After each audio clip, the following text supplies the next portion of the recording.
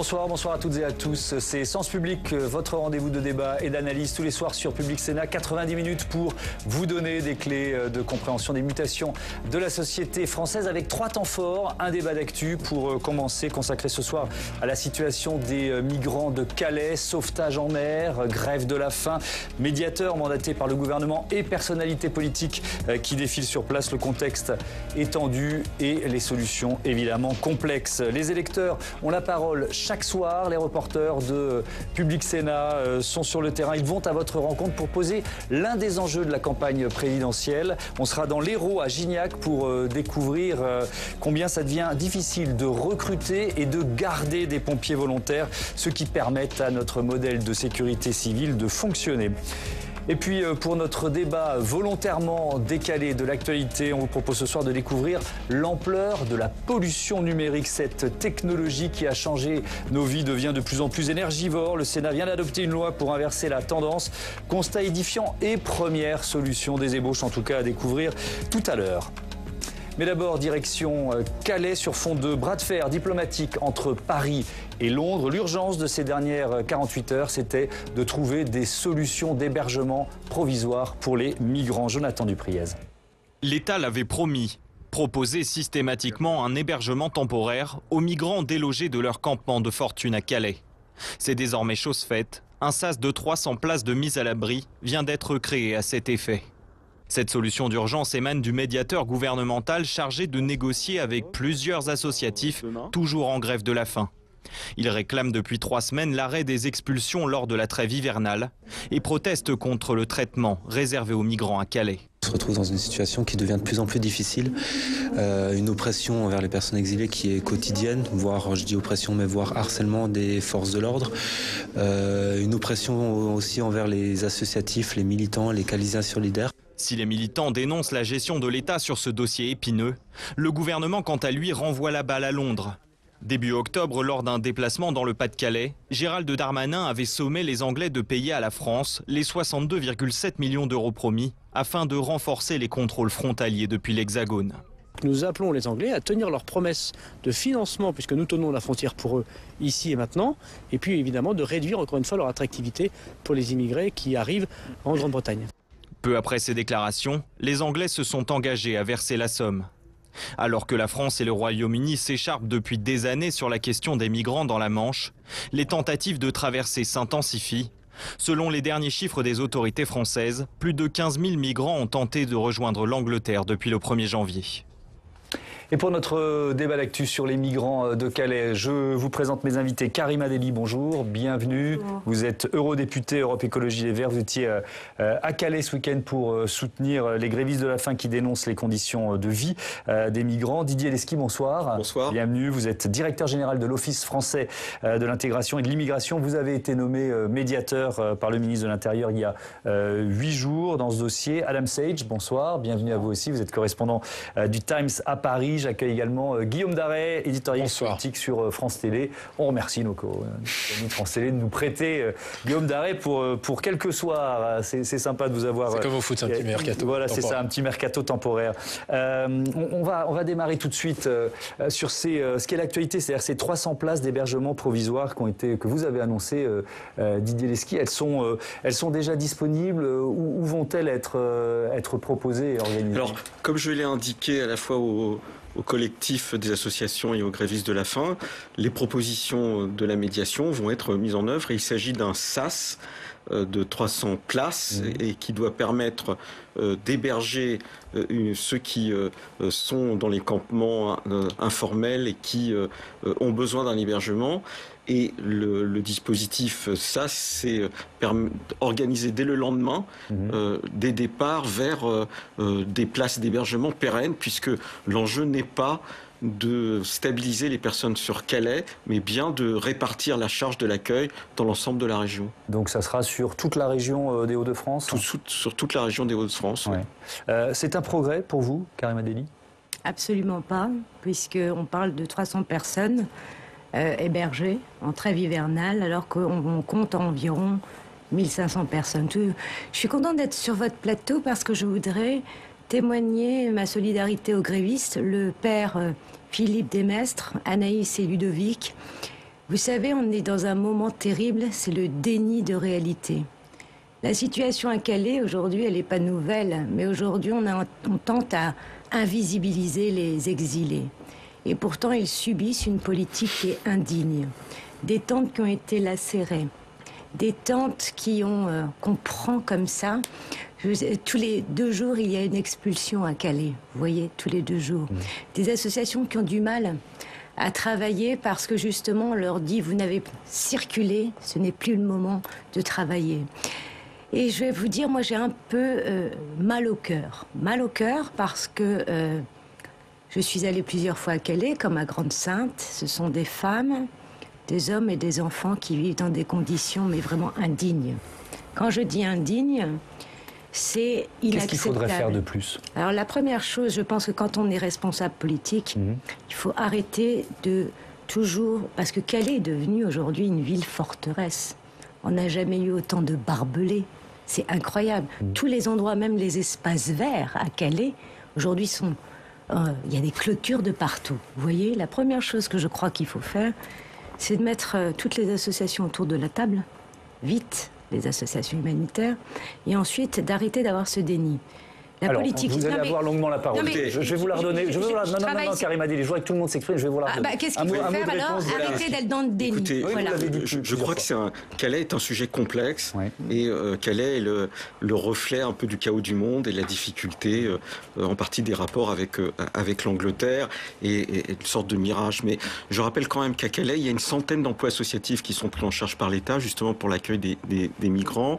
Qu'à Calais, il y a des douches et un système de navettes qui permet aux migrants d'accéder à les douches. L'État distribue des repas tous les jours, et il ne s'agit pas simplement de 300 places, puisque l'Office gère à peu près 110 000 places d'hébergement à travers la France. Il s'agit de permettre à ceux qui arrivent et qui sont dans ces campements informels d'avoir une première étape avant l'orientation vers l'ensemble des hébergements. Et bien évidemment, l'idée, c'est que chaque personne qui accepte un hébergement puisse y accéder, puisque un des débats que nous avons, et c'est ça qui est compliqué, c'est qu'une partie des migrants qui sont là refusent ou ne souhaitent pas aller dans les hébergements, donc il s'agit de les convaincre, et c'est pour ça aussi qu'il va y avoir des maraudes qui vont s'intensifier pour dire aux personnes, vous pouvez en France déposer une demande d'asile, vous pouvez accéder à un hébergement. Et je crois que ne pas réfléchir en fonction de la complexité, c'est faire preuve de facilité. Ce problème, il est ancien, quels que soient les gouvernements, je dirais, puisque moi je suis qu'un modeste fonctionnaire, eh bien on a essayé de le prendre avec le maximum d'humanité. C'est pas toujours simple, mais je crois qu'il ne faut pas caricaturer la situation. Alors on reviendra notamment sur la question effectivement des effets personnels, des tentes et de l'action des policiers en la matière, parce que vous êtes en train de faire évoluer les choses. Je voudrais vous entendre, Adam Sage, sur la situation, parce qu'il faut bien comprendre ce qui se passe. Il y a eu dans la nuit de lundi à mardi près de 300 personnes qui ont été sauvées en mer, des sauvetages, alors qu'ils étaient sur des embarcations de fortune. Pourquoi les migrants ne passent plus par le tunnel? Pourquoi ils prennent autant de risques pour leur vie en ce moment? Je pense qu'il y en a qui passent par le tunnel toujours. Enfin, si je vais régulièrement à Calais, je fais régulièrement des reportages à Calais. Bon, ils essaient toujours de passer par le tunnel. Ils arrivent plus ou moins. Ceux qui payent les passeurs arrivent.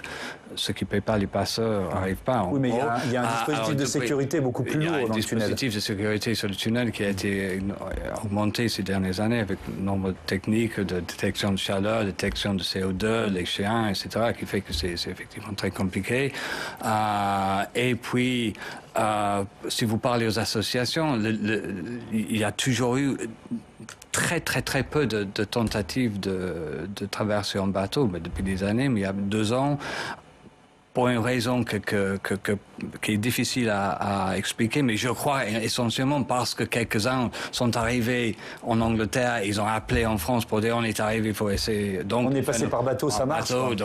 Donc ce phénomène de bateau a augmenté et augmente. Et les migrants se sont rendus compte que c'est finalement beaucoup plus facile de passer en bateau que par le tunnel. Oui, mais beaucoup plus dangereux. C'est beaucoup plus dangereux quand vous parlez aux migrants par rapport aux dangers, ceux qui sont venus de la Corne d'Afrique, ceux qui sont venus de l'Afghanistan, qui ont traversé l'Iran. Ils ont déjà traversé beaucoup de zones à risque. Qui ont traversé la Libye, la Méditerranée. Bon, ils disent qu'il y a un risque, un danger, mais c'est finalement pas énorme par rapport au risque qu'on a déjà encouru pour arriver là. Ouais. Je voudrais qu'on parle de la pression policière. Effectivement, c'est peut-être le point qui vous choquait le plus, c'est ce que vous avez cité, Karima Delli, le fait que les policiers régulièrement récupéraient les effets personnels des migrants, c'est ça ? Y a ça, c'est terrible au fait, que tous les 2 jours, les expulsions ont lieu, on prend les affaires de ces exilés, on entasse des sacs à dos, des tentes, des bâches, voire des chaussures dans des bennes. Ils vont les récupérer que quelques heures après, et tout le temps avec la peur au ventre. Vous vous rendez compte du harcèlement physique, moral de ces exilés? Moi, je trouve que c'est là où on a... Je vous en veux pas à vous. Vous faites votre travail de médiateur, mais j'ai un problème de fond sur la réponse. Je ne crois pas qu'une politique sécuritaire fonctionne. On l'a vu depuis maintenant de très nombreuses années. Tout cet argent mis dans un armada de policiers, etc., ça ne fonctionne pas. Moi, je préférais qu'on mette l'ensemble de cet argent dans des véritables politiques d'accueil. Et c'est là où j'enrage. Parce que non, moi, je suis des Hauts-de-France.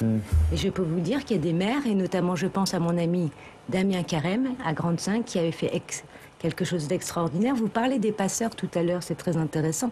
Pourquoi on en arrive aux passeurs? Parce que la politique sécuritaire est telle que maintenant, le trafic des passeurs est tel que, je rappelle que le trafic des passeurs, c'est quand même le 3e trafic mondial, après la drogue et les armes, vous voyez. Parce qu'ils ont trouvé quelque chose qui fait que, comme on ne sait pas accueillir, hop, ils s'engouffrent dans la... Mais alors, c'est quoi l'alternative? Moi, je crois que l'alternative, là, tout de suite, c'est de dire...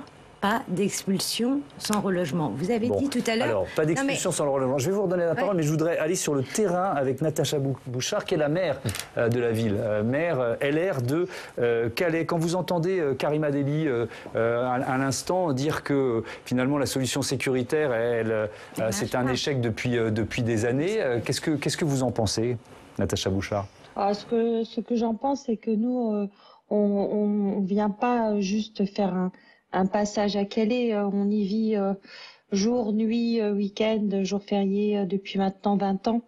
Et je pense que la politique sécuritaire est quand même exemplaire et donc j'estime que les forces de l'ordre font dans la plus grande dignité leur travail. La problématique est complètement différente, c'est que on est face à des migrants qui ne veulent pas rester sur le territoire français, qui ne demandent rien à la France et qui troublent l'ordre public en permanence. Et donc moi j'ai à gérer le trouble public et les traumatismes de ma population. Et nous sommes 6 mois avant des présidentielles, alors tout le monde va passer avec son petit chemin pour rester 1 heure ou 2, venir voir ce qui se passe, ne rien y comprendre, donner son opinion de son salon, de son bureau parisien ou européen, et puis ne pas comprendre que si on n'a pas de conseil interministériel qui nous permette de réunir le ministre de l'Intérieur, celui de l'immigration, celui des Affaires étrangères, celui également des finances, on va pas s'en sortir. Et puis on arrive à un dispositif aujourd'hui où le Brexit est là. Calais est une île frontière. Il est temps de remettre les choses sur la table. Des centres d'accueil pour les migrants, je pense que, et je n'ai de leçons à recevoir de personne, j'en ai fait beaucoup et j'ai tout essayé, entre les douches, les aires de repas, les aires de douche qui ont même brûlé, les plans grand froid, les centres pour remise à l'abri des femmes et des enfants, rien n'a fonctionné. Donc moi ce que je dis, c'est que effectivement j'entends parler de SAS, mais de SAS oui, mais pas à Calais. Et le SAS à Calais, ça veut dire une aspiration. Et ça veut dire l'aspiration, ça veut dire 300, ça veut dire 600, ça veut dire 1000, ça veut dire 1500, ça veut dire 10 000, ça veut dire 2016.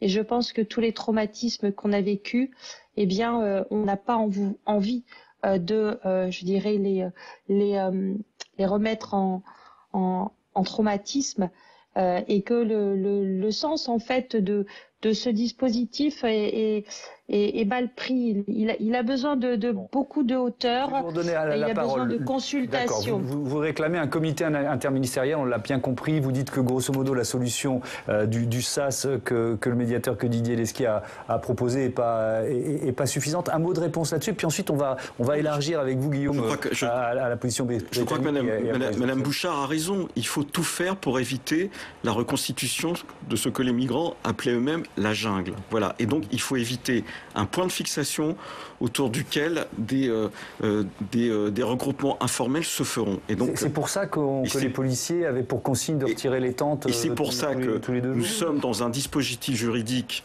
qui est supervisé par le procureur de la République, qui s'appelle la flagrance, et qui oblige, du point de vue du droit, à évacuer les personnes dans le délai de flagrance qui, théoriquement, est autour de 48 heures. Ne pas le faire, c'est rentrer dans un autre dispositif juridique, c'est-à-dire saisir le tribunal sur une longue durée, et à ce moment-là, on aura la reconstitution de la langue de Calais, parce qu'on ne pourra pas évacuer les campements. Donc il faut continuer à le faire. Voilà. Les dispositifs d'évacuation, il faut les améliorer du point de vue des effets personnels des migrants, c'est indéniable, et c'est ce que j'ai proposé. Mais ce qu'il ne faut pas absolument faire, et vous prenez l'exemple de Daniel Carême, je pense que c'est un exemple qui est peut-être malvenu, parce que le problème de la structure solide qui a été faite à Grande-Synthe, à un moment donné, elle n'a plus été contrôlée ni par la mairie, ni par les forces de police, elle n'était contrôlée que par les passeurs. Il faut éviter que l'État mette en place des camps de base qui ne servent que des passeurs. Et du reste, pour preuve, c'est que le maire suivant qui a succédé à M. Damien Carême, eh bien, il a arrêté ce type de dispositif justement parce que personne n'arrivait à les contrôler. Il faut faire dans cette affaire ni preuve d'angélisme, ni preuve de dureté. Il faut trouver un juste équilibre. Et je crois que tout l'enjeu de la médiation, c'est de trouver le juste équilibre sans démagogie aucune. Non, mais moi, je vais revenir sur ça. La politique de Damien Carême était exemplaire. Son successeur n'a pas voulu rééditer, notamment cette politique-là. C'était exemplaire ou c'était aux mains des passeurs? Là, on a deux c'était beaucoup plus compliqué que ça. Ce qui est sûr aujourd'hui, c'est que j'ai pas de leçon à recevoir de Madame Bouchard qui me dit je ne suis pas de passage à Calais, je suis née dans le Nord et je connais très bien Calais. La deuxième chose, c'est que je crois qu'on est dans une politique du vrai cynisme. Il faut parler de cynisme aujourd'hui. Pourquoi je dis ça? Parce que lorsqu'on parle d'hommes, d'enfants, etc., on n'a pas le temps de se dire, bon, quelle technique on va mettre en place. On parle de l'humain. Et ces gens ont des droits qu'on doit respecter. D'accord? Les droits humains doivent être respectés. Lorsque vous me dites, aujourd'hui, on va enfin faire attention à leurs affaires, attention aux tentes. Mais on est en 2011. Vous savez, 1500 personnes, c'est plutôt pas... en 2021, madame. Oui, mais 2021, mais 1500 personnes, c'est pas toute la misère du monde. Alors, qu'est-ce qu'il faut faire concrètement? La première chose qu'il faut faire, c'est pas juste faire justement encore plus de sécuritaire, etc. Je crois que la première chose, c'est de mettre autour de la table les autorités britanniques et les autorités notamment françaises. Là, c'est la première chose. La deuxième chose, ce qui n'a pas encore été fait, puisque lors du Brexit, et je peux vous le dire, j'étais à la table de négociation, ce sujet n'a pas été abordé. Ensuite, on doit prendre le sujet, notamment des réfugiés, des exilés, comme un vrai sujet, notamment pas dans le déni, parce qu'on a peur. On a peur, justement, lorsque j'entends certains dire « Attention, faut pas du tout les installer, parce que vous savez quoi, ça va faire un appel d'air ». L'imaginaire de l'appel d'air, ça vient de l'extrême droite depuis des années. Tous les spécialistes disent une chose, il n'y a pas d'appel d'air. Il n'y a pas d'appel d'air. Tous ceux qui disent le contraire, qui me le prouvent intellectuellement et scientifiquement. Ça n'existe pas. Donc ce qu'il faut faire, c'est d'une part, prendre un dialogue avec les autorités anglaises et britanniques, un vrai dialogue avec l'ensemble des associations. Et je le redis très bien, monsieur le médiateur, vous avez dit une chose, pas d'expulsion sans relogement. Sans hébergement. Ah, bah nous on dit pas d'expulsion sans véritable relogement. Mais le premier jour de la trêve hivernale, qu'est-ce que vous avez fait? Ben, la première chose que vous avez fait, c'est d'expulser des gens, et notamment des exilés. Donc je pense qu'il faut aussi arrêter les doubles discours, vous voyez? On ne peut pas être dans l'angélisme comme ça, on dit on fait des choses, etc. Et en même temps, concrètement, ça ne marche pas. La deuxième chose, c'est que je voudrais vous dire, alors, on doit être, et je termine par là, parce que je voudrais que chacun on doit se réveiller. Il y a des citoyens français. On a bien compris vos arguments et il y a des citoyens français qui réagir. Celle qui est sur le terrain tous les jours, c'est Natacha Bouchard. Natacha Bouchard, vous vouliez prendre la parole. Allez-y. J'entends bien, ce que dit Madame Karima Deli, mais je ne peux pas aller dans son sens. Non seulement parce que on a vécu Grande Sainte et on sait que il y a eu effectivement une prise en main des passeurs et des activistes associatifs. Et c'est pour cela que ce campement a dû être démantelé. Vous dire aussi que très clairement, ça n'est pas en gardant ces migrants dans la boue, dans des lieux qui sont inacceptables humainement pour eux, qu'on va les aider. Aujourd'hui, ce qui se passe, c'est que on n'est pas capable de prendre des bus et de mettre ces personnes à l'abri, c'est-à-dire il faut la fermeté, il faut l'humanité. Mais la mise à l'abri, il ne faut pas mélanger tous les migrants. Les migrants qui sont à Calais, madame, ne veulent pas rester à Calais. Les migrants qui sont à Calais veulent passer en Angleterre. Donc, on n'est pas du tout dans le même débat et vous vivez peut-être dans les Hauts-de-France, mais vous ne vivez pas à Calais. Et moi, ce que je dis, c'est que il est important qu'on ait aujourd'hui ce comité interministériel et que le fait d'ouvrir un lieu pour 300 migrants n'est pas une bonne chose parce que on va se retrouver avec 11 000 migrants. Que ces enfants, vous ne les avez pas vus.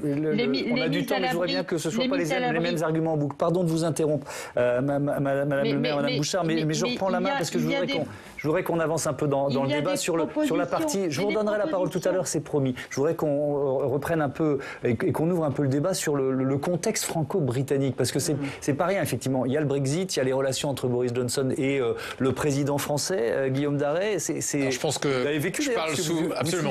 Au G20. Je parle sous le contrôle de mon collègue britannique, mais c'est vrai que on ne peut pas parler de ce sujet sans parler de Boris Johnson. Et comme souvent, il utilise la politique internationale pour faire de la politique nationale.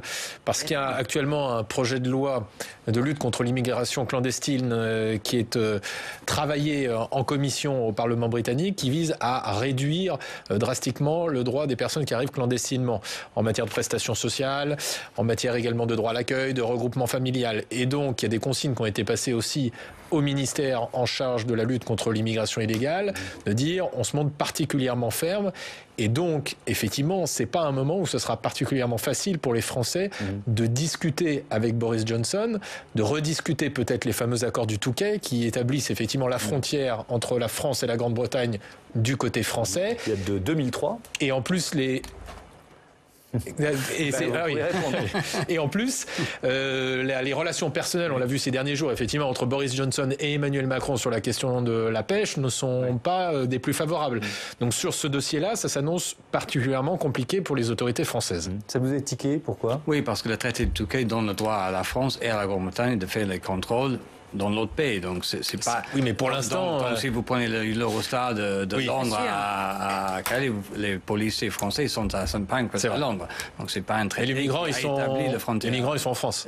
C'est pas un traité qui établit la frontière en France. C'est des traités qui marchent dans les deux sens. Donc effectivement, les migrants sont en France. Oui. Bon, sur le contexte politique britannique, est-ce que le fait qu'il y ait ce changement de texte, de loi qui se prépare, ça peut expliquer aussi un afflux de migrants qui se disent c'est le dernier moment pour passer et de bénéficier encore Non, mais vous savez, sans doute que les réseaux de passeurs utilisent cet argument, mais ils ont utilisé tous les arguments imaginables. Vous savez, ils ont dit il faut passer avant le Brexit, il fallait passer avant 2016. Vous savez très bien qu'ils font des publicités en ligne absolument extraordinaires pour la Grande-Bretagne. C'est l'Eldorado, vous allez en Grande-Bretagne, vous allez trouver un travail, un logement. Même ils vendent, il y a des publicités des réseaux, pas ça, qui vendent le temps en Grande-Bretagne, qui fait beau tous les jours. Donc certainement qu'ils utilisent cet argument. Non, je crois pas, mais je crois pas du tout que c'est quelque chose qui est fondamental dans le fait qu'il y a une augmentation en ce moment. Sans doute que ces jours-ci, on voit une augmentation du nombre de traversées parce que l'hiver approche, parce que ça, le temps joue beaucoup sur les bateaux, effectivement. Mais effectivement, Boris Johnson veut durcir sa politique migratoire, ça fait partie bien sûr, de la logique de son arrivée au pouvoir. Oui, bien sûr, oui, absolument. Le gouvernement britannique, ça fait trop longtemps que je couvre ce problème à Calais. Depuis mes premiers reportages à Calais, c'était quand il y avait des Albanais qui venaient, je pense que Mme Bouchard s'en souvient aussi. Donc c'était à quelle époque? C'était dans les années 90, donc c'est quelque chose que c'est pas nouveau du tout. Donc, c'est une politique assez consistante du gouvernement britannique de vouloir empêcher les migrants d'arriver clandestinement en Grande-Bretagne. Effectivement, Boris Johnson a promis un endurcissement de cette politique, notamment parce que ce qui était caché avant, je crois, c'est la vraie raison, ce qui était caché avant, parce que ça passait dans les camions est maintenant visible à la une de toutes les télévisions, donc ça lui met pression médiatique, politique qui est considérable, et qui veut, comme vous avez très bien décrit, endurcir avec une loi qui augmente de 6 mois à 4 ans de prison la peine maximale pour l'entrée illégale en Grande-Bretagne. Mais vous le voyez céder face à Emmanuel Macron, par exemple, sur cette question ou pas? Qu'est-ce que vous appelez céder par rapport à Emmanuel Macron? La Grande-Bretagne dit deux choses, en fait. Premièrement,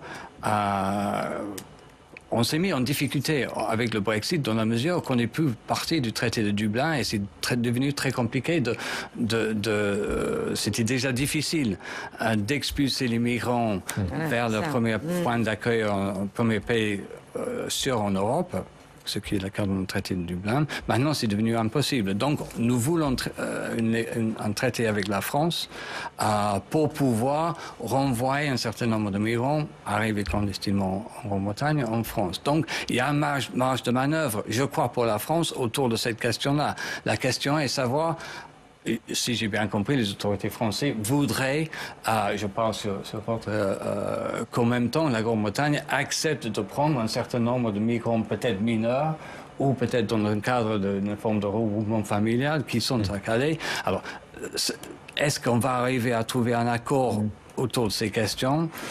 Ça va être un bras de fer. On va avoir beaucoup de bruit, beaucoup d'insultes. Mais au final, notre intérêt est de pouvoir retrouver un accord avec la France ou avec l'Union européenne pour pouvoir envoyer un certain nombre de migrants. L'intérêt de la France, c'est de pouvoir faire en sorte qu'au moins les migrants mineurs puissent retrouver des familles en Grande-Bretagne. Donc peut-être il y a là-dedans une possibilité de trouver un accord. Oui, et on voit la complexité quand même de la situation. Je me retourne vers Natacha Bouchard. Vous demandez un comité interministériel, mais en fait, s'il n'y a pas les Anglais à la table, ça ne sert pas à grand-chose. Élargi. Non, mais il faut les associer, vous comprenez? Parce que tout ce beau monde-là qui est en train de discuter, eux, ils en ont rien à faire puisque c'est pas eux qui en subissent les conséquences sur le terrain. Donc, moi, ce que je dis aujourd'hui, c'est que il faut imposer à ce que le maire de Calais fasse partie des négociations. Et Boris Johnson, il faut lui, c'est un bras de fer. Et les Britanniques ne savent fonctionner que comme ça.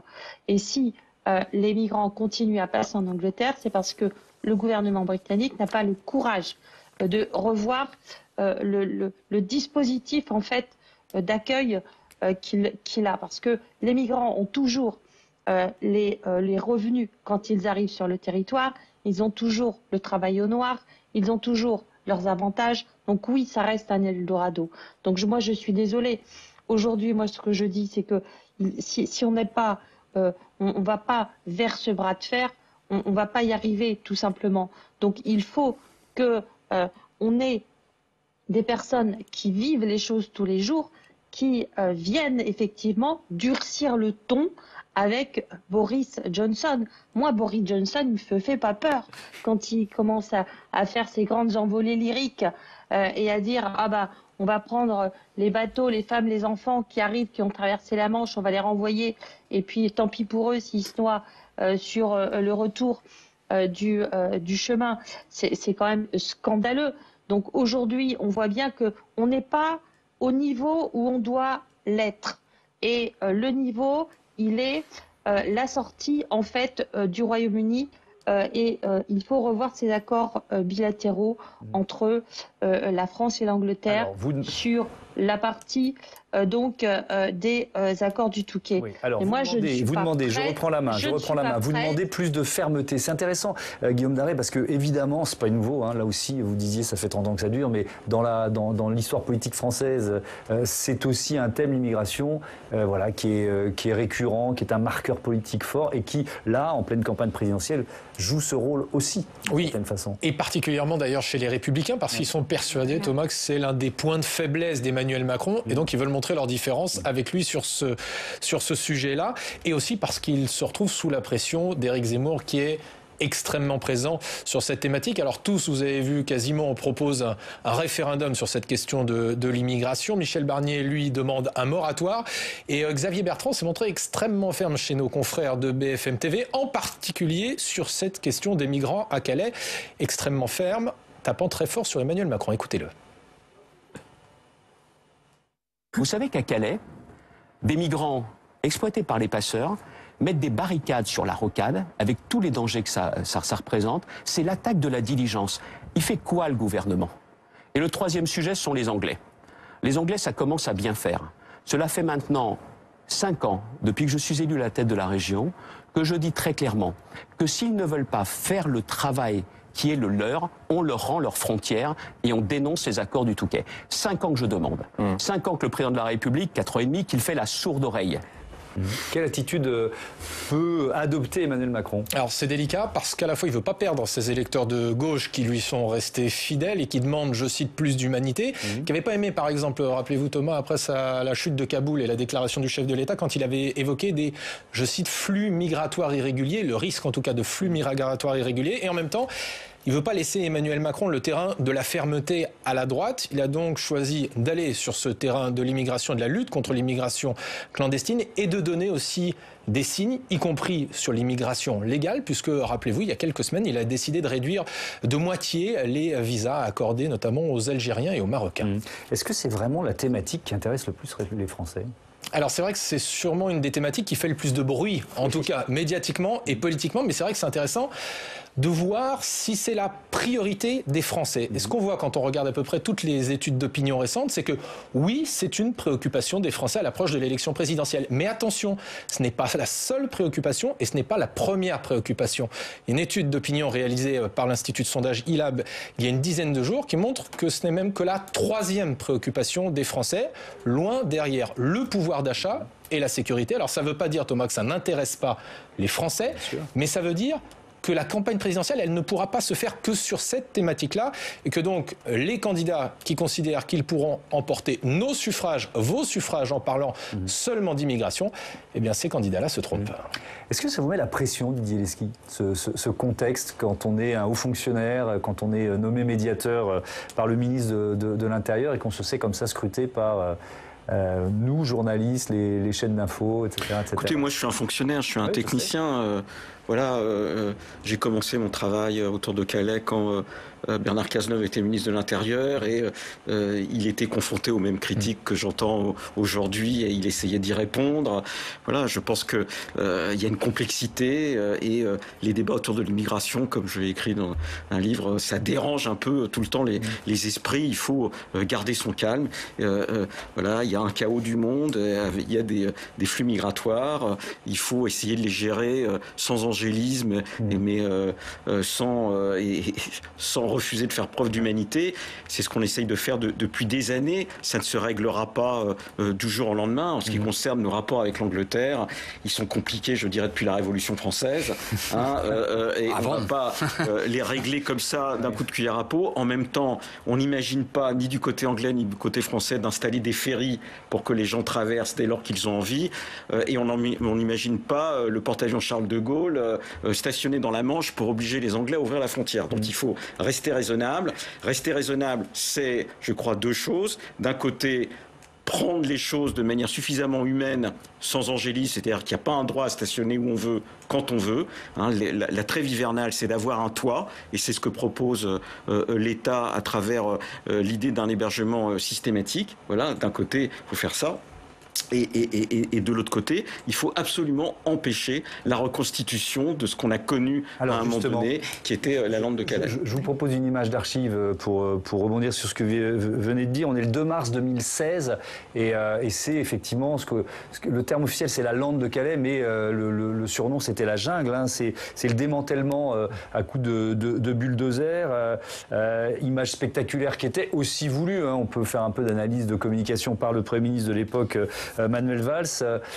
Il sera définitivement démantelé ce lieu, détruit en octobre 2016. Est-ce que dans les consignes Didier Lesky que vous avez, c'est de ne pas laisser un tel lieu se reconstituer? C'est vraiment l'obsession? C'est absolument l'objet de ma médiation, c'est d'essayer de faire comprendre à ce petit groupe d'associations, parce qu'à Calais, toutes les associations ne sont pas sur la même longueur d'onde. Il y a même une partie d'associations qui refusent de se réunir avec les autres parce qu'ils considèrent qu'ils sont des opérateurs de l'État. Je pense à France Terre d'Asile, et donc du coup, ils seraient illégitimes. Mais je rappelle, en ce qui concerne l'évacuation de la lande de Calais, qui a été faite en mars 2016, du coup, la question migratoire n'a pas été au cœur de l'élection présidentielle, et j'ajoute qu'il y avait eu des craintes exprimées par un certain nombre d'élus qu'on allait exporter des Calais à travers la France. Ce n'est pas ce qui a été fait. On a fait la démonstration, que dès lors que les personnes acceptaient de déposer une demande d'asile, ils pouvaient rentrer dans un parcours positif d'intégration en France. Et c'est absolument ce qui s'est passé. Et donc, le but, là, actuellement, c'est d'inciter les personnes, dans un moment de pause qui peut être de 24 heures ou un peu plus, de réfléchir sur le parcours migratoire, de ne pas accepter ce mirage vendu par les passeurs, qui est le mirage anglais, qui est souvent un mirage d'exploitation en Angleterre, il faut dire les choses telles qu'elles sont, d'exploitation en Angleterre, et leur faire comprendre que rester aux mains des passeurs, c'est rester dans la pire des situations, et qu'il y a un droit légitime de l'État français à considérer qu'on n'a pas le droit de stationner dans la boue. Karima Delli, si Yannick Jadot est élu, il fait quoi de différent? Il fait un geste à la Angela Merkel en 2015, qui avait ouvert le territoire de l'Allemagne aux réfugiés syriens, 1 million de réfugiés qui étaient venus s'installer en Allemagne. Dont Emmanuel Macron avait dit, Madame Merkel est la seule en Europe à avoir sauvé l'honneur de l'Europe. Oui. Donc, quand on a ce genre de phrase en tant que président de la République, il faut balayer devant sa porte. Vous voyez. C'est ce que vous proposez. Moi, ce que je dis d'abord. Il n'était pas président à l'époque. Oui, mais il l'a toujours dit, quel que soit je crois quand même il faut être précis dans ce que vous dites. Madame la députée, 30 secondes.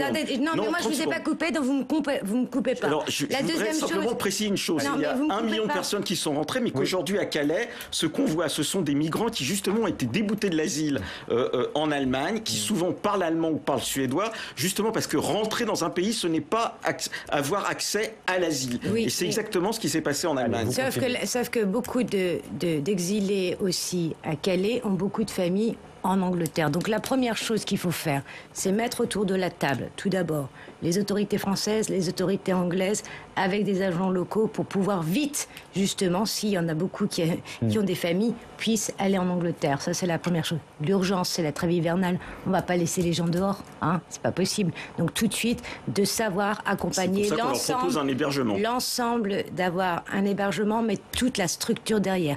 Arrêter notamment le pillage des affaires, des tentes, etc. Ça, c'est insupportable et c'est indigne de notre pays. Troisième chose qu'il faut faire. C'est pas ce que font les forces de l'ordre. Troisième chose, non, vous pouvez pas dire ça. On a vu plein de choses. Même moi, j'ai même pas pu, à un moment, lorsqu'il y avait une expulsion, m'approcher en tant qu'élu pour pouvoir voir ce qui se passait. On m'a dit, Madame, vous reculez. Donc, il faut arrêter aussi d'enjoliver les choses. La troisième chose, c'est que moi, ça me fait beaucoup rire tous ceux qui reviennent sur les accords du Touquet, Monsieur Bertrand, etc. On voit bien que c'est la campagne électorale présidentielle. Je vais vous laisser la parole, mais on écoute Adrien Quatennens, c'était ce matin, qui justement, c'était sur France Inter, il veut revenir sur ces accords, on l'écoute. Adrien Quatennens, tout de suite, le député du Nord, j'ai été un peu vite, c'est parti Adrien Quatennens. On me dit que ça arrive tout de suite, donc ça va arriver tout de suite. La situation particulière de Calais, c'est aussi les accords du Touquet. Et nous n'avons pas vocation, le Pas-de-Calais n'a pas vocation à faire garde frontière de la Grande-Bretagne. Quand en 2016, Marc, on a démantelé la jungle de Calais, la Grande-Bretagne s'était engagée à prendre 3000 personnes, 3000 réfugiés, 3000 exilés, en vertu notamment du regroupement familial. Aujourd'hui, c'est à peine 10% qui ont été pris en charge. Il faut une voie de migration légale vers le Royaume-Uni et finalement mettre fin, sans aucune vengeance envers nos partenaires britanniques, mettre fin à un mauvais accord. C'est là où moi je suis d'accord avec M. Quatennens, tous ceux qui crient contre les accords du Touquet, mais les accords du Touquet ont été faits avec M. Sarkozy, donc la droite me fait bien rire, vous voyez. Et la dernière chose... donc il faut les garder, vous les dénoncez, je comprends pas ce que vous voulez. Non, il faut absolument les remettre à plat, ils ne doivent plus exister. Il faut une voie légale, et là aussi, ça va être toute la bataille que nous allons avoir au niveau européen sur les accords de Dublin. Puisqu'aujourd'hui, les accords de Dublin, c'est un réfugié qui pose le pied dans un pays, doit demander le droit d'asile. Mais il n'a peut-être pas forcément envie de rester en Grèce ou en Italie. J'aimerais avoir un point de vue britannique là-dessus. Est-ce que ce serait une bonne opération pour la France de sortir des accords du Touquet, d'après vous? Je crains que non. C'est une menace qui est brandie très souvent. Qu'est-ce qui se passerait? Ce serait effectivement exploité par les réseaux de passeurs pour dire, regardez, il n'y a plus de contrôle à Calais, c'est le moment de venir ou jamais. Je pense que vous aurez davantage de migrants à Calais à cause de ça. Est-ce qu'ils passeraient comme ça en Angleterre et prendraient un billet pour un ferry pour aller en Angleterre, pour un billet pour un train? Bien sûr que non. Bien sûr que non, parce qu'il y a déjà une loi en Angleterre qui rend les transporteurs responsables d'amener des clandestins en Angleterre. Les camionneurs peuvent être sanctionnés avec une amende. Donc cette loi se serait élargie aux compagnies de tram, aux Eurostar, aux compagnies de ferry, qui serait, en quelque sorte, on privatiserait les contrôles. Il y aurait toujours les contrôles à Calais, il y aurait les réseaux de passeurs qui exploitent ce message.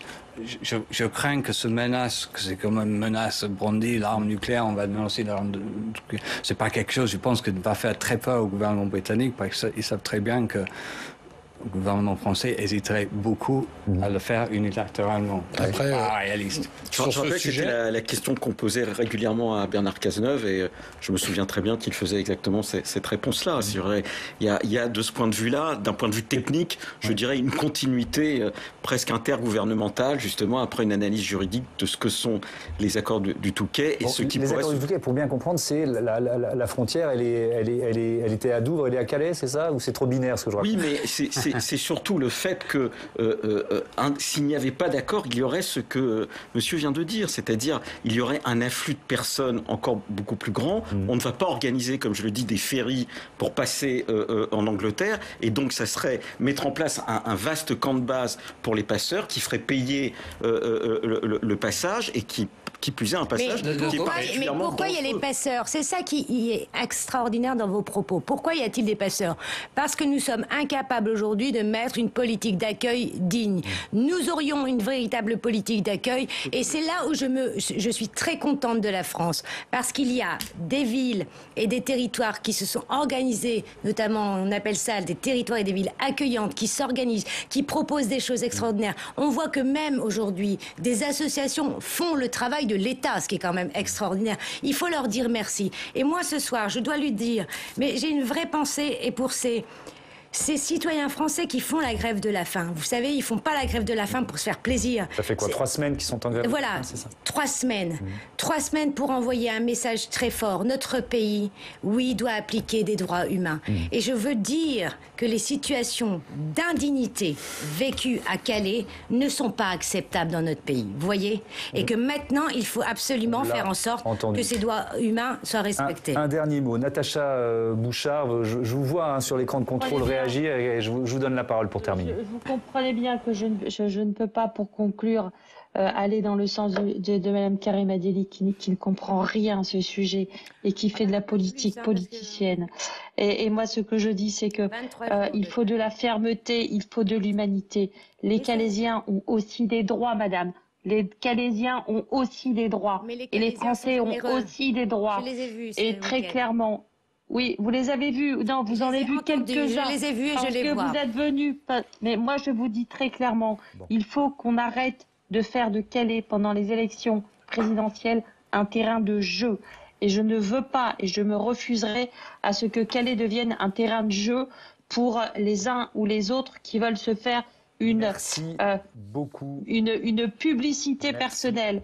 Et je resterai là pour combattre, pour défendre ma population dans la fermeté et dans la dignité. J'ai essayé de donner la parole à tout le monde et je pense que j'ai réussi. Peut-être un petit mot de... Non, ce qui est intéressant, c'est de voir qu'on disait Boris Johnson et la France, et ce dossier plus qu'un autre lui donne l'outil d'en faire une lutte franco-britannique, parce que là, on est dans un dossier de relations bilatérales. Autant sur la pêche, il essaye d'en faire un dossier franco-britannique, alors que c'est un dossier entre l'Union européenne et la Grande-Bretagne, autant dans ce cas-là, on est vraiment dans un accord bilatéral avec les accords du Touquet. Et donc ça donnera lieu une nouvelle fois à une lutte franco-britannique dans les semaines à venir. À venir et à suivre. Merci beaucoup, merci encore à tous d'avoir participé à ce débat. On passe à notre reportage. Les électeurs ont la parole.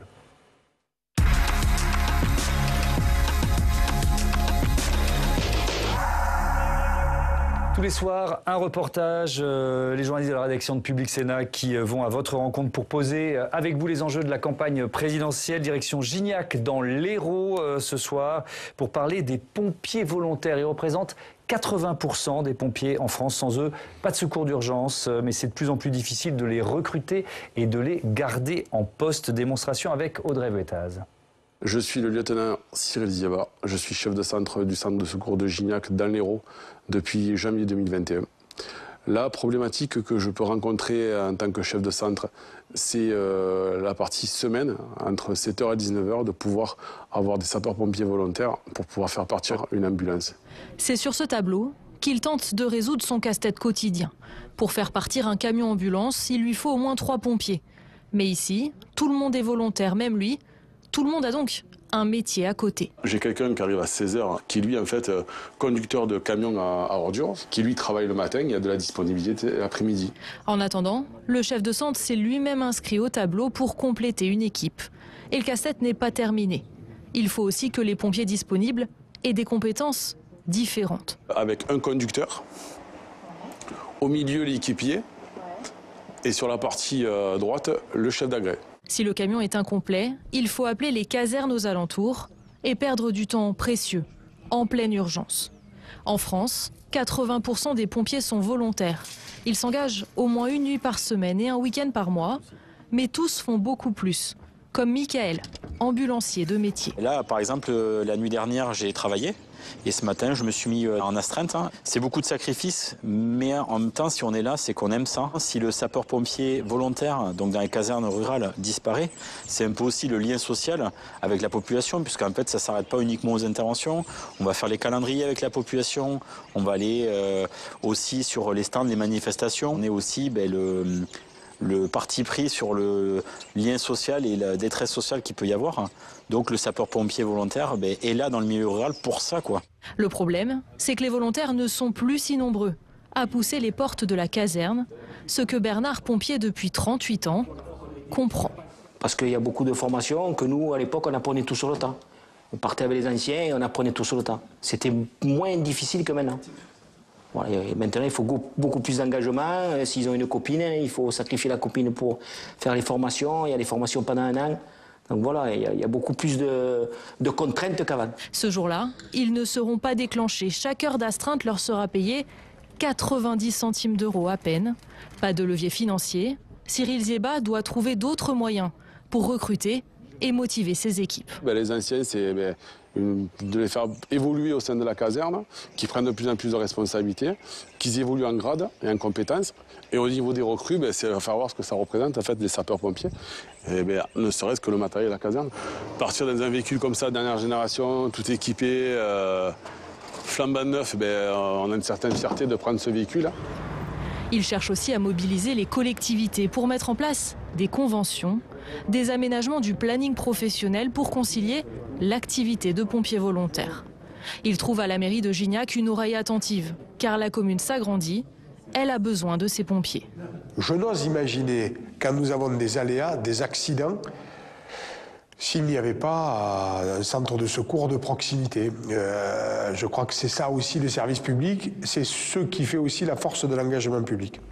Pour les pompiers de Gignac, la nouvelle loi Matras va dans le bon sens. Elle pourrait permettre à Bernard, par exemple, d'avoir ses trimestres pour partir à la retraite 3 ans plus tôt.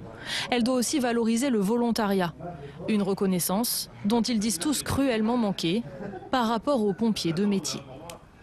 Et pour aller plus loin sur ce thème, j'accueille Loïc Hervé qui est avec nous en visioconférence, sénateur de la Haute-Savoie. Bonsoir, vous êtes rapporteur de la proposition de loi Matras dont on parlait à l'instant, qui doit consolider notre modèle de sécurité civile. Sur cette question du recrutement et de la fidélisation des pompiers volontaires, est-ce que ce texte prévoit des améliorations, par exemple, du côté des avantages sociaux ? Alors oui, bien sûr, et c'est un élément essentiel, même si je pense que c'est pas le principal moteur de nos sapeurs-pompiers quand ils choisissent de le devenir, et c'est plutôt un engagement altruiste et désintéressé. Mais disons-le, dans la proposition de loi telle qu'elle a été votée par le Sénat et qu'elle va l'être dans quelques semaines par l'Assemblée nationale, puisque nous avons trouvé un accord en commission mixte paritaire, il y a des éléments de l'ordre de la rémunération avec la PFR qui va être revalorisée. Dans le reportage, il était évoqué la question des retraites. Nous avons dû abandonner cette piste puisque vous savez que la jurisprudence de l'Union européenne, avec un arrêt qui s'appelle l'arrêt Matsac, veut que nous fassions une reconnaissance des pompiers comme des salariés. Et vraiment, nous nous battons, nous, au niveau national, au niveau français, pour remettre en cause cette jurisprudence européenne et que les pompiers volontaires soient reconnus dans leur volontariat, dans leur engagement citoyen et non pas assimilés à des salariés. Et vraiment, nous allons nous battre contre cette jurisprudence européenne au profit de la présidence française de l'Union européenne pour que les choses soient remises à l'endroit et que le modèle français, mais qui est aussi un modèle qui existe dans l'Union européenne, dans d'autres pays, puisse être reconnu comme tel. Sinon, ça nous coûterait... Je reprends la main une seconde, pardon. Si on reconnaît les pompiers volontaires comme des salariés, c'est juste le modèle de sécurité civile qui s'écroule d'une certaine façon, un peu comme un château de cartes. Je voudrais, sur le contexte général, sénateur Hervé, les pompiers, c'est souvent le dernier service public dans certaines zones rurales. C'est aussi ça l'enjeu de la loi Matras ? C'est en termes d'égalité des chances et surtout quand nos compatriotes sont confrontés à un moment de leur vie qui est difficile, pour être trivial, quand vous êtes dans la merde, qu'est-ce qu'on va mettre en place pour venir vous sauver, pour venir vous aider? Et cette égalité des chances, elle doit être maintenue sur l'ensemble du territoire national. Et ça, c'est vraiment quelque chose que nous devons défendre comme la prunelle de nos yeux. Alors ça passe par plein de mesures, les plateformes uniques avec les SAMU, l'accompagnement, la reconnaissance que nous avons à l'égard de nos sapeurs-pompiers pour que dans l'ensemble du pays, nous gardions ce modèle-là. Et je sais que vous le connaissez très bien. Et c'est important qu'on ait ça en tête et qu'on vraiment le préserve au maximum. Oui, je le connais pas mal parce que je suis effectivement parrain de l'association qui s'occupe des orphelins des pompiers depuis une quinzaine d'années. Vous parliez des plateformes communes entre le SAMU, les pompiers, peut aussi y avoir des gendarmes ou des policiers. Donc là, la loi prévoit une expérimentation de 2 ans. Ce que je comprends pas bien, c'est que ce système-là, il existe déjà dans certains départements et ça marche. Pourquoi il y a besoin de passer par une expérimentation ?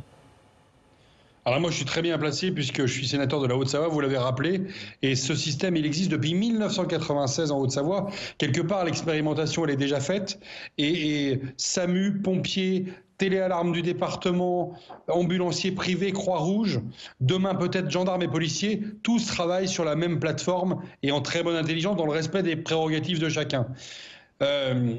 Vous savez qu'il y a des réticences du côté des hospitaliers à voir cette généralisation se faire. L'expérimentation, c'est un pas en avant. Nous l'avons pris, nous l'avons consacré dans la loi et le Sénat le dit clairement avec mes 2 collègues rapporteurs, Françoise Dumont et Patrick Caner. Nous disons clairement, nous voulons la généralisation de ces plateformes départementales dans le pays pour garantir le plus de chances à nos compatriotes d'être sauvés quand ils se trouvent dans une situation de l'être. Merci beaucoup, merci Loïc Hervé de ce témoignage dans Sens Public. On passe maintenant à notre second débat, vous le savez, plus prospectif débat de société qu'on souhaite déconnecter de l'actualité du jour avec ce soir un constat, le secteur du numérique pollue. Si c'était un État, ce serait le 6e émetteur de gaz à effet de serre de la planète. Comment inverser cette tendance? Première réponse avec Guillaume Bertrand. Et si chacun de nos petits gestes en ligne polluait la planète? Chaque fois que nous répondons à un mail, que nous consultons nos smartphones ou que nous cherchons notre site préféré sur Internet, nous émettons des gaz à effet de serre, nous consommons de l'électricité. Un mail envoyé, c'est par exemple 20 grammes de CO2, autant qu'une ampoule allumée pendant 1 heure. Une requête sur un moteur de recherche pendant 1 minute équivaut à 100 watts. Rien que sur Google, sur une année, les recherches Internet mondiales consomment autant d'électricité que la Norvège. Et enfin, si l'on prend le réseau social Facebook, ses utilisateurs émettent en une année 645 millions de kilogrammes de CO2, l'équivalent de 645 000 vols Paris-New York. Et ça, c'est sans compter la fabrication de tous les matériaux du numérique qui polluent tout autant. Il faut savoir typiquement que l'industrie de production des semi-conducteurs, qui est basée, vous le savez, en Asie, très majoritairement, un petit peu aux États-Unis, consomme énormément de ressources, donc notamment de l'eau, et que l'eau, c'est une ressource, si elle est renouvelable, elle est épuisable. On pourrait aussi parler d'une décharge qui est très connue au Ghana, où se retrouve malheureusement en fin de vie une grosse partie de nos déchets électroniques qu'on sait malheureusement très mal recycler. Certaines entreprises cherchent à créer des équipements plus économes, notamment pour les data centers, ces grands centres de stockage et de distribution de données qu'il faut constamment refroidir avec de l'air conditionné par exemple, et qui sont donc très gourmands en énergie. La SNCF s'est dotée d'un nouveau système où ces serveurs sont directement refroidis par un liquide, une technique proposée par Serge Conessa, fondateur d'Immersion 4. Notre liquide conduit la chaleur 1500 fois mieux que l'air, ce qui permet de non seulement enlever la chaleur de ces serveurs, la récupérer. Cette chaleur et ces calories récupérées des serveurs peuvent être soit éliminées, si jamais il n'y en a pas assez, ou soit être récupérées, si jamais justement il y en a suffisamment pour qu'elles puissent être transformées en une autre énergie. Et la particularité de nos technologies, c'est qu'en plus on réduit la facture électrique jusqu'à 80%. En France, le numérique représente aujourd'hui 2% des émissions de gaz à effet de serre. Un chiffre qui pourrait tripler d'ici 2040. Le constat et les solutions face à cette pollution invisible du numérique, voilà le thème de notre débat avec Patrick Chaize. Bonsoir. Bonsoir. Bienvenue, vous êtes sénateur LR de l'Ain, à l'origine de la proposition de loi qui vise à réduire justement l'empreinte environnementale de ce secteur. Proposition adoptée à l'unanimité au Sénat hier soir. Céline Lescope, bonsoir. Bonsoir. Bienvenue, vous êtes ingénieur en informatique, vous avez participé à la rédaction des travaux du Shift Project sur la sobriété numérique. Guillaume Pitron, bonsoir. Bonsoir. Bienvenue, vous aussi, vous êtes journaliste et réalisateur, vous publiez L'Enfer numérique, voyage au bout d'un like, c'est aux éditions Les Liens qui libèrent. Avec nous en visioconférence, Caroline Néron, qui est directrice générale du mouvement Impact France. Bonsoir. Le mouvement Impact France, c'est né de la fusion du mouvement des entrepreneurs sociaux et de Tech for Good France. Voilà pour les présentations. Guillaume Daré est toujours à mes côtés, évidemment. Je ne suis pas parti. Peut-être, c'est sympa. Le constat, pour commencer, Patrick Chaize, je lisais en préparant l'émission que, entre autres, c'est quand vous participiez à la marche pour le climat que vous vous êtes dit il y a quelque chose qui ne va pas. Qu'est-ce que vous avez constaté ce jour-là? Ce que j'ai constaté, c'est une chose tout à fait simple, c'est qu'il y avait beaucoup de jeunes et que tous ces jeunes avaient leur smartphone à la main en train de se filmer ou voire même d'envoyer sur la toile les images diffuser en direct, de cette marche.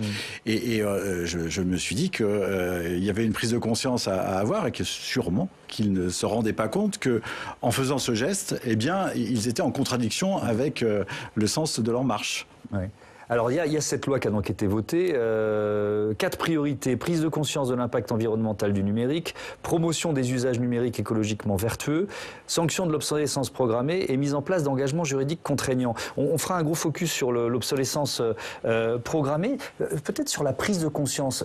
On parle de pollution invisible dans notre débat. C'est pas pour rien. On a un peu cette espèce de fantasme où on a appris le numérique dans cette espèce de fantasme que tout était immatériel, quoi. d'une certaine façon. Oui, alors justement, le but du texte, c'est de faire en sorte que ce monde virtuel devienne du concret et du réel. Donc l'idée, c'est évidemment qu'on puisse avoir une phase de sensibilisation, d'éducation, pour que l'ensemble des utilisateurs soient plus vertueux. On va amorcer des solutions ensemble. Peut-être quelques chiffres. L'empreinte carbone du numérique dans le monde, 4% aujourd'hui, c'est 1,5 fois plus important que le transport aérien. Et l'empreinte carbone du numérique en France, on parle de 2% du total des émissions de gaz à effet de serre. Ça pourrait monter à 7% d'ici 2040. Et c'est ça qui est intéressant, Cécile Lescope, c'est-à-dire que si on ne change rien, si on projette un peu nos modèles de consommation, d'électrification massive, ça va exploser. Consommation de matières premières, consommation d'électricité, consommation d'eau, on l'a vu dans le reportage. Oui, tout à fait. Peut-être une caractéristique des travaux du Shift Project, c'est justement de prendre les choses dans leur ensemble. Et quand on s'intéresse à la dynamique du système numérique, on voit que en fait, tous les indicateurs du numérique sont en croissance. Les volumes de données augmentent, le trafic de réseau augmente, le nombre d'objets connectés augmente, le nombre de ressources minières dont on a besoin, Guillaume pourra en parler, augmente. Et quand on s'intéresse un peu à la dynamique des systèmes et qu'on est face à un système qui a comme ça tous ces indicateurs en augmentation, nécessairement, cette dynamique, en fait, elle va nécessiter un effort important pour s'arrêter. Ouais. Simplement le streaming vidéo, vous parliez du fait de diffuser en direct, etc. Le streaming vidéo, c'est 1% des émissions mondiales de CO2. Ça aussi, c'est une source du Shift Project. Guillaume Pitron, on parle des vidéos, mais alors la démonstration que vous faites dans votre livre, c'est d'ailleurs le sous-titre, c'est Voyage au bout d'un like. C'est-à-dire qu'un simple like sous un post Facebook ou Instagram, il met en branle une mécanique, une espèce de millefeuille Internet, c'est un peu ça, quoi. En fait, ça revient à le défi qui se pose aux journalistes et qui se pose également à vous, monsieur le sénateur, c'est comment est-ce qu'on fait prendre conscience de ces sujets-là aux jeunes, notamment, et puis à nous tous qui consommons ces outils Internet tous les jours. Et donc je me suis dit, si je devais raconter, qu'est-ce qui se passe si je vous envoie un SMS à vous, monsieur le sénateur, ou à vous, quelle est la route de ce SMS ou de ce like ou de cette vidéo? Et en fait, la notification va traverser la planète. En fait, elle va parcourir des milliers de kilomètres, passer par des centres de stockage de données, des câbles sous-marins, peut-être des satellites. Si on en croit les ambitions d'Elon Musk, des antennes 5G, enfin surtout 4G, demain peut-être 5G, des box. Et donc en fait, si je vous envoie un like, et bien en fait le like il va pas faire 3 mètres, la distance entre vous et moi il va faire des milliers de kilomètres. Et donc ça permet de prendre conscience que on est en train de déployer ce qui est déjà à mon avis la plus vaste infrastructure spatiale, sous-marine, terrestre que l'homme n'ait jamais édifiée de l'histoire de l'humanité pour avoir nos vies connectées. Et donc il y a une matérialité de ce monde virtuel avec les impacts écologiques qu'on vient de mentionner. Et bon, on fera marche arrière, même s'il y a la question des terres rares, des métaux rares dont on va parler et de la fin de leur exploitation, parce que ça se compte en décennies, je crois. Hein, donc, on va y revenir si vous voulez. Vous nous direz ça en détail. Vous avez écrit un premier livre qui avait fait événement sur ce thème, mais je voudrais entendre Caroline Néron sur peut-être des amorces de solutions, parce que c'est un peu pour ça que Tech for Good s'était créé, inventé, promouvoir un numérique plus sobre. Par exemple, sur le trajet d'un SMS ou le trajet d'un like, est-ce qu'on ne peut pas imaginer éviter de lui faire traverser 3 fois la planète, quoi, tout simplement? Il y a des solutions techniques pour ça. Effectivement, nous, on réunit toutes les entreprises qui se sont données comme mission de mettre le numérique au service et des objectifs durables. Dans ce cadre-là, les enjeux climat sont évidemment hyper importants.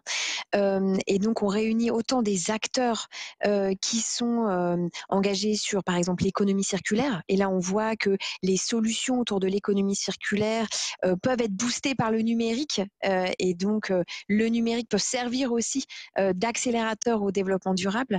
Et puis, tous les acteurs qui sont sur les enjeux d'innovation sociale et écologique via le numérique. Et donc, comment on crée et comment on invente des nouvelles solutions qui qui finalement ont au cœur l'enjeu écologique et social. Et aujourd'hui, c'est finalement pas vraiment soutenu, développé, encouragé en France. Alors, l'écosystème Tech for Good, il grandit en France, mais aujourd'hui, quand on souhaite avoir un crédit d'impôt, innovation, recherche, ou quand on souhaite bénéficier d'un soutien du PIA, est-ce qu'on a des choses, vraiment des engagements qui sont demandés sur ces enjeux numériques, ces enjeux écologiques, pas vraiment. Et est-ce qu'il y a réellement un focus qui est donné pour accélérer la mise en place d'innovations technologiques là-dessus? Pas complètement. Donc effectivement, on a des solutions qui émergent dans le cloud. On a aussi des solutions bêtement de location. Hein. On va parler d'épuisement des ressources. Tous les acteurs qui poussent sur les enjeux de location des appareils sont en train de se développer.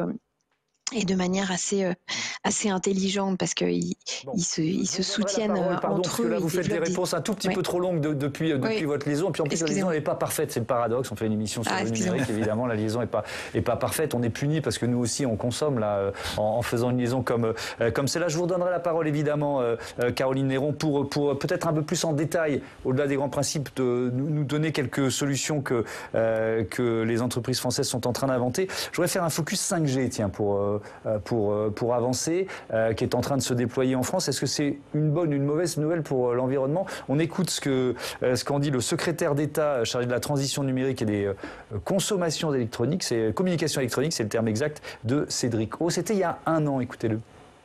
Sur la question environnementale, nous considérons que la 5G est bénéfique de manière environnementale, ne serait-ce que parce que les réseaux ont saturé dans les 2 ans à venir en 4G dans les grandes villes et qu'on a le choix entre laisser saturer, mettre de la 4G qui consomme 20 fois plus que la 5G ou mettre de la 5G.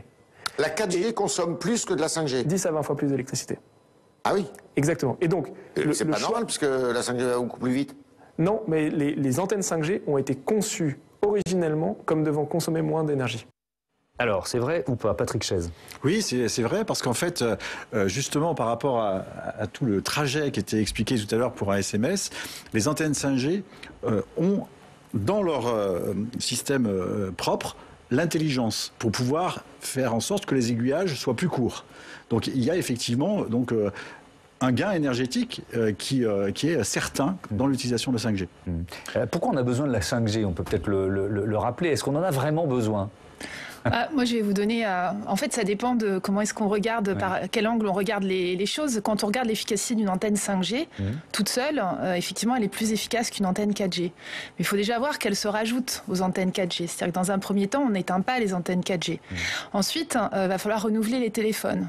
Donc, il faut prendre en compte le fait, et aujourd'hui, d'ailleurs, sur la crise des semi-conducteurs, l'arrivée de la 5G dans le monde fait que ça accentue cette crise puisque ça crée une demande sur ces téléphones.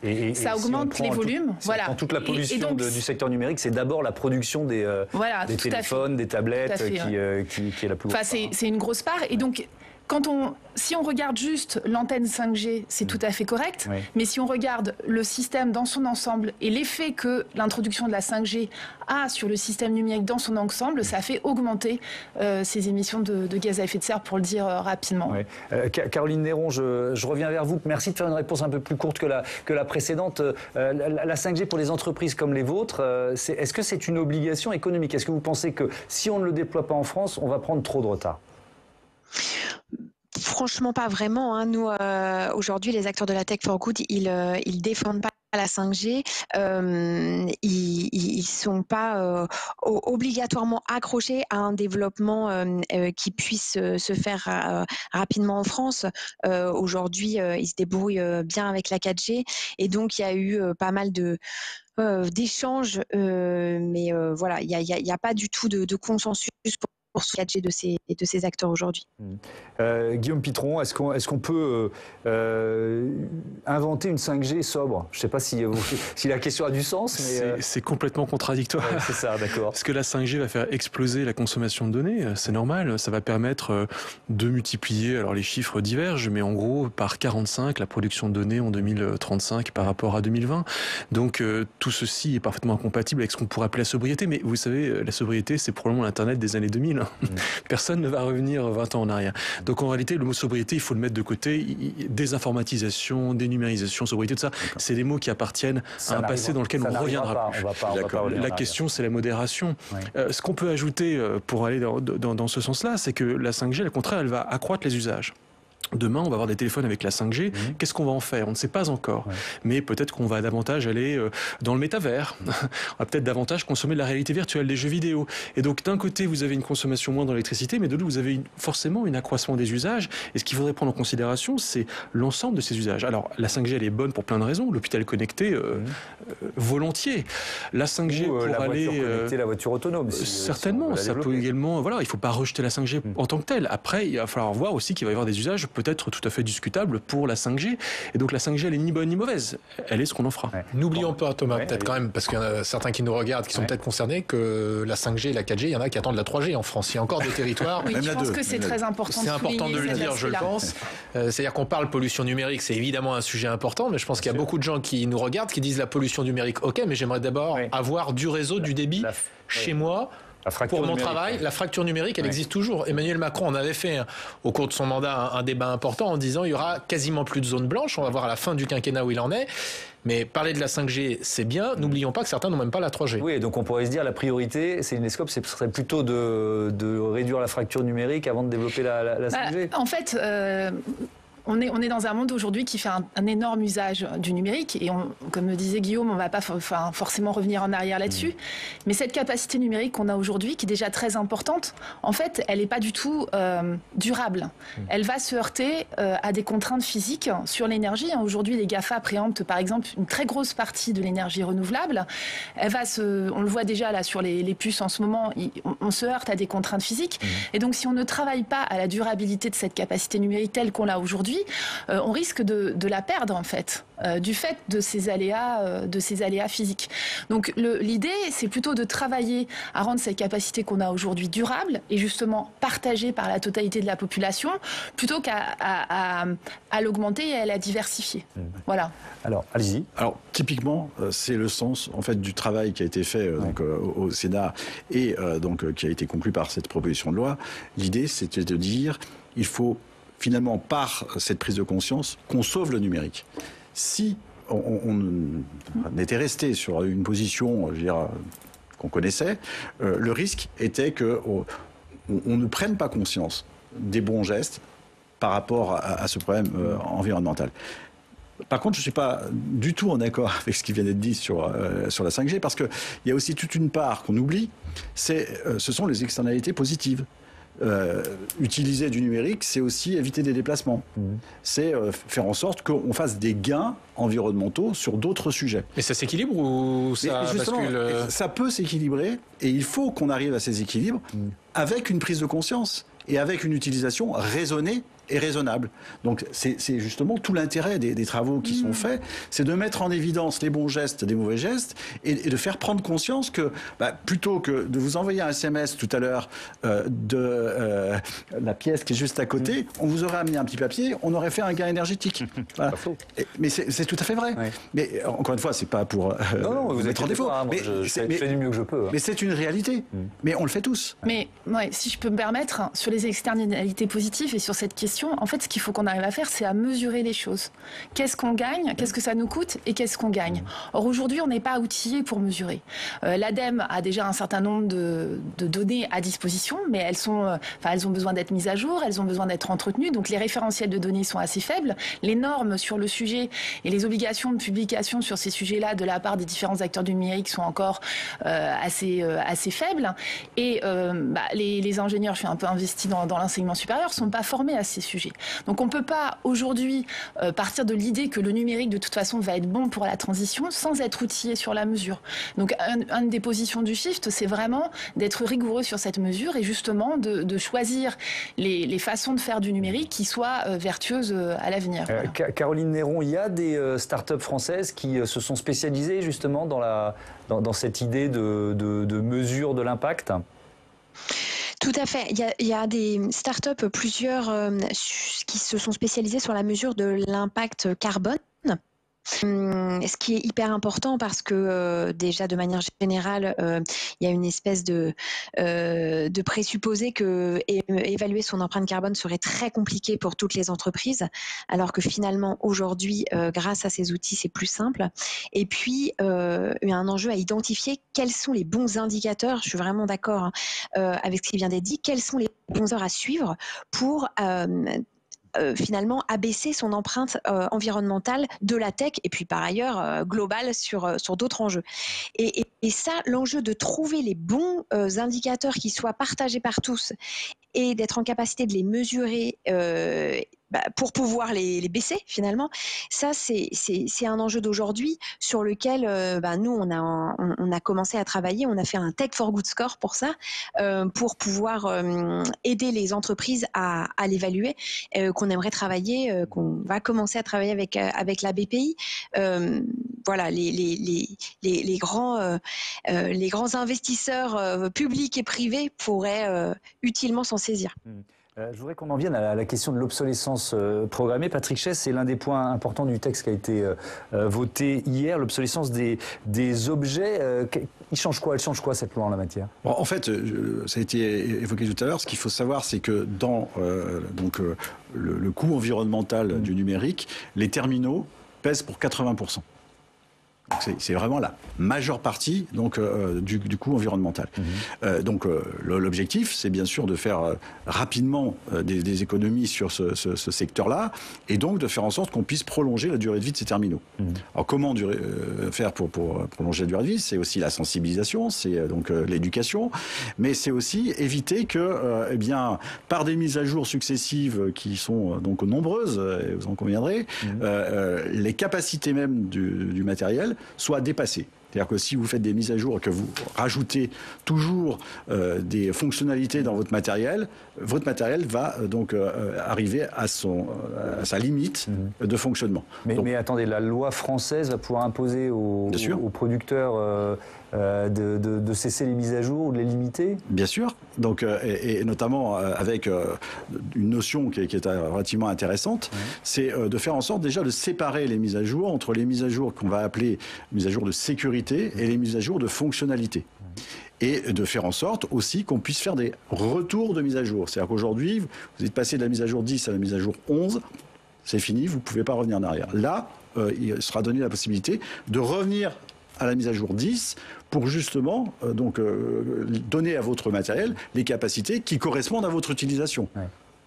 Guillaume Pitron, cette loi, c'est un progrès. Est-ce que la France se place un peu en avance par rapport à d'autres pays sur ces questions ? Elle se place absolument en avance. Il n'y a pas de pays, à ma connaissance, je parle sous le contrôle de mes deux acolytes ici sur ce plateau, mais non, effectivement, pour avoir fait le tour du monde de la question de la pollution numérique et des solutions également, ce que j'apprécie dans cette loi, alors il y a évidemment, tout n'est pas satisfaisant, notamment sur les produits électroniques, mais c'est qu'en fait cette loi couvre l'ensemble des grands chapitres de pollution. Le téléphone portable, le centre de traitement de données, et puis ça va également sur la question de l'éducation. Et c'est très important de commencer par éduquer les gens à ce qu'est la pollution numérique, puisque c'est virtuel. Donc en ce sens, c'est un vrai progrès par rapport à ce que font d'autres pays. Oui. Mais est-ce que c'est pas vain s'il n'y a pas une démarche au niveau européen ou mondial ? Il y a quelque chose qui est fait au niveau de la Commission européenne ou au niveau de... Parce que certes, on est peut-être en avance sur la lutte contre la pollution numérique, mais est-ce que ça va pas être vu peut-être comme un frein par les entreprises dans la concurrence concurrence internationale ? Alors, la Commission européenne vient de passer récemment une disposition proposant notamment, indiquant que les vendeurs de téléphones portables ne vont pas vendre automatiquement les accessoires associés au téléphone portable. Notamment les écouteurs. Notamment les écouteurs. Alors, c'est vrai que ça paraît un peu limite, cette disposition, parce qu'on parle juste de l'accessoire, on ne parle pas de s'attaquer à la pollution même de l'objet lui-même. La question du chargeur unique, non, je crois aussi. Voilà, c'est ça. Excusez-moi, plus précisément, le chargeur unique. Mais après, je ne sais pas ce que vous en pensez, Patrick Chaise, sur cette question précisément. Vous voulez, peut-être Caroline Néron, allez-y, vous vouliez prendre la parole. Non, moi je fais beaucoup de sensibilisation à l'international sur ces sujets-là. Je peux vous dire que la conscience sur ces sujets-là est en train d'augmenter significativement aux États-Unis, en Asie. Les grands fournisseurs Internet travaillent sur ces sujets-là, ont des données précises sur ces sujets-là.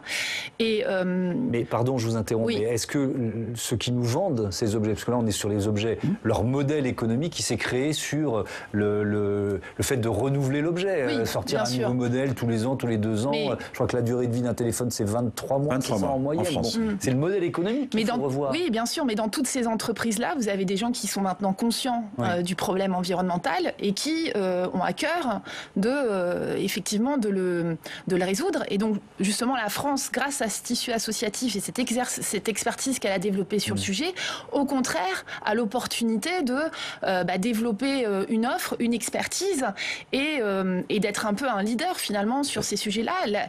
La base de données de l'ADEME, par exemple, je ne crois pas qu'il y ait d'équivalent dans d'autres pays du monde.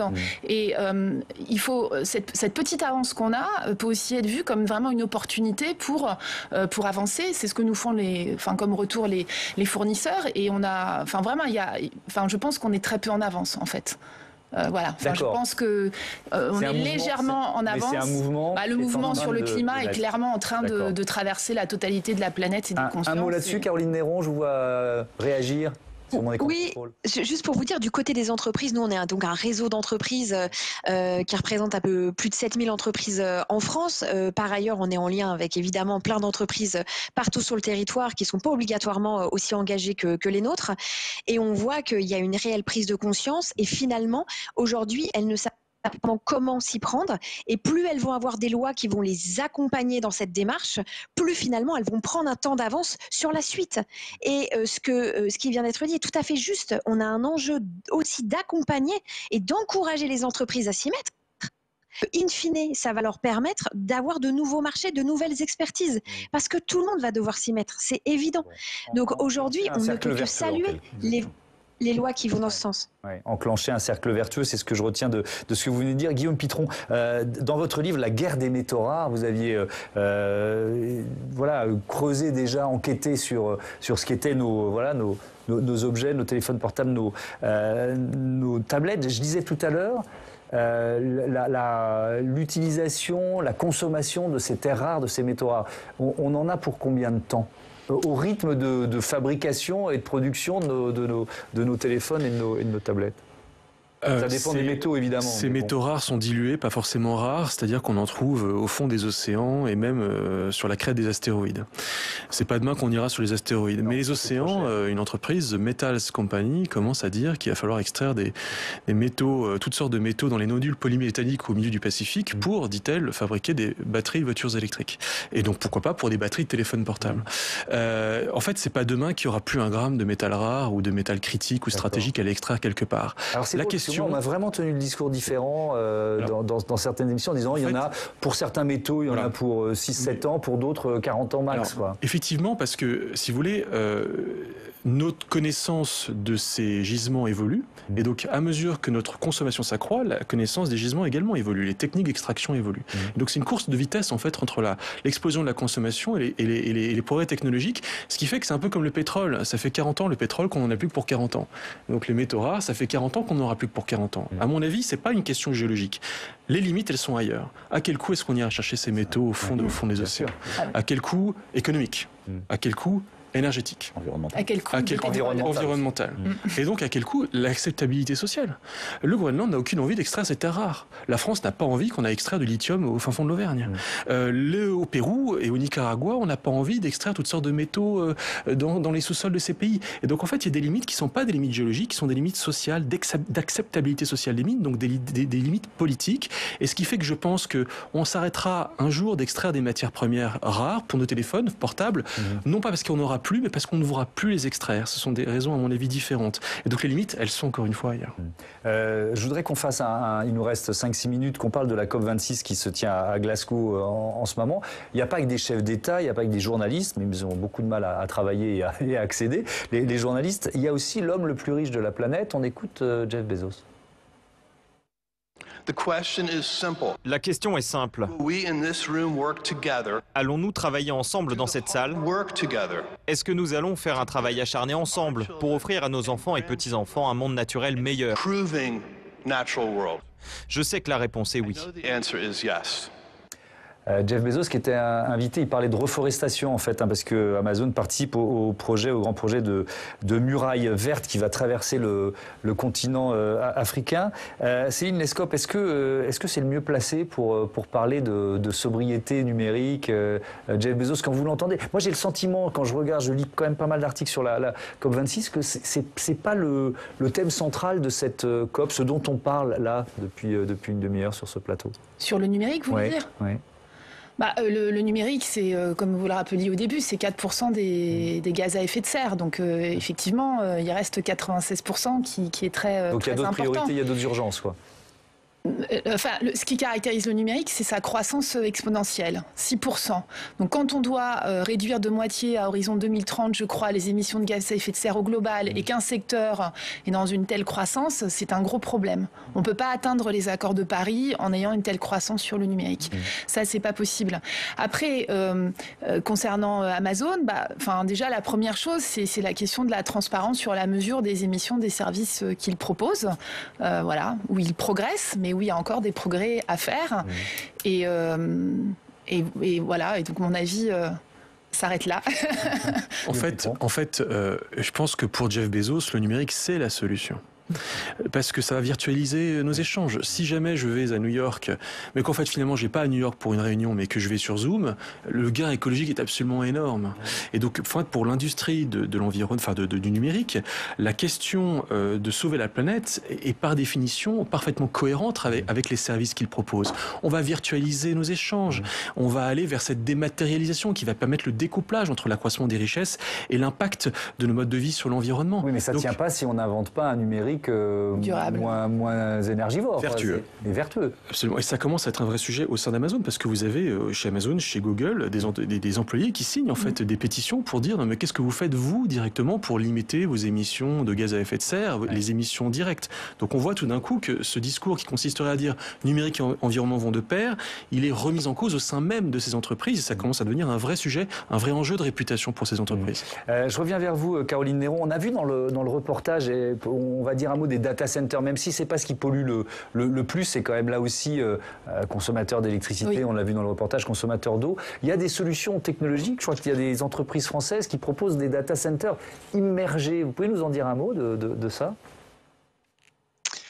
Pas vraiment, parce que je ne connais pas exactement Total Linux, c'est une super solution.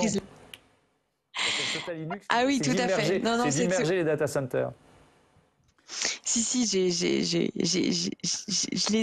les connais, mais je peux pas vous en parler plus qu'eux. Bon, l'objectif, c'était pas de vous coller, pardon, je pensais que vous aviez des infos sur eux, mais ça c'est intéressant les data centers, Patrick Chaise, parce que là aussi, on peut peut-être faire confiance au génie humain, à la capacité à trouver des solutions pour qu'ils soient moins consommateurs d'électricité, moins consommateurs d'eau pour se réfrigérer, etc., etc. Mais c'est un axe du texte de loi qu'on a voté hier.